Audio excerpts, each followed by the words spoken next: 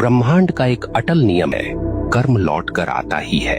आप चाहें तो पर्वतों के पीछे छुप जाइए, आप चाहें तो महासागरों की गहराई में उतर जाइए, परंतु कर्म का चक्र आपको ढूंढ लेगा। क्योंकि यह संसार किसी राजा के कानून से नहीं चलता, यह चलता है ब्रह्मांड के न्याय से। और ब्रह्मांड का न्याय कैसा है? निर्दयी, निष्पक्ष और बिल्कुल सटीक। यह न तो रिश्वत लेता है, न पक्षपात करता है। जिसने जैसा बोया है वैसे ही काटना है। अक्सर लोग पूछते हैं, अगर कर्म इतना ही शक्तिशाली है तो क्या प्रार्थना, तपस्या या दान इसे बदल सकते हैं?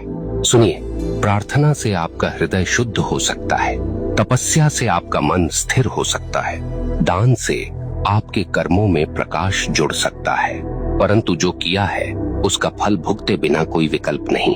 हाँ, आप उस फल को हल्का कर सकते हैं, उसके वार को धीमा कर सकते हैं, परंतु उससे भाग नहीं सकते। ब्रह्मांड की अदालत में तारीख टल सकती है, पर फैसला कभी रद्द नहीं होता। अब सोचिए, जब आप किसी इंसान के साथ अन्याय करते हैं तो वास्तव में क्या होता है? वह इंसान आपको कोसता है, उसकी आत्मा से निकली आह सीधी ब्रह्मांड तक पहुंचती है और ब्रह्मांड इसे दर्ज कर लेता है। अब वह आह आपके जीवन की राहों पर कांटे बनकर बिछती है। कभी वह आपके काम बिगाड़ देती है, कभी वह आपके घर में कलह भर देती है, कभी वह आपके मन को बेचैन कर देती है। और आप सोचते हैं ये सब क्यों हो रहा है, पर आपको याद नहीं रहता कि आपने किसी और की राह काटी थी।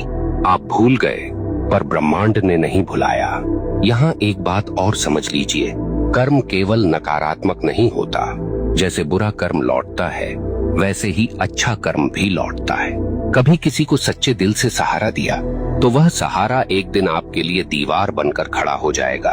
कभी किसी का दिल सच्चे भाव से खुश किया तो वह खुशी आपके जीवन में रोशनी बनकर लौटेगी। ब्रह्मांड का यह न्याय इतना गहन है कि वह एक छोटी सी मुस्कान को भी व्यर्थ नहीं जाने देता, और न ही एक छोटे से अपमान को।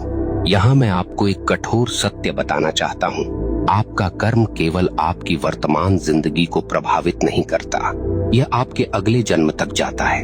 हाँ, जो कर्म आपने अधूरे छोड़े हैं, जो गलतियां आपने स्वीकार नहीं की, जो दोष आपने ढोए पर सुधारे नहीं, वे सब अगले जीवन में भी साथ चलते हैं। इसलिए कहा गया है, मनुष्य अपने कर्मों का वारिस है। आप सोचते हैं मैं तो मर जाऊंगा, इससे किसे फर्क पड़ेगा? परंतु मरने से कर्म का खाता बंद नहीं होता। आपके शरीर का अंत होता है, पर आपकी आत्मा वही सब लेकर आगे बढ़ती है। ब्रह्मांड तब तक चैन नहीं लेता जब तक आपको आपके कर्मों का फल न दिला दे। अब आपसे एक प्रश्न पूछता हूँ, क्या आपने कभी देखा है कि कोई बच्चा जन्म लेते ही संघर्ष में होता है और कोई जन्म लेते ही वैभव में? क्या आपने कभी सोचा है क्यों कोई अपंग पैदा होता है और क्यों कोई जन्म से ही स्वस्थ और बलवान? क्यों कोई भूख में जन्म लेता है और क्यों कोई सोने की थाली लेकर? यह सब संयोग नहीं, यह सब कर्म का लेखा है। ब्रह्मांड किसी को बिना कारण दुख या सुख नहीं देता।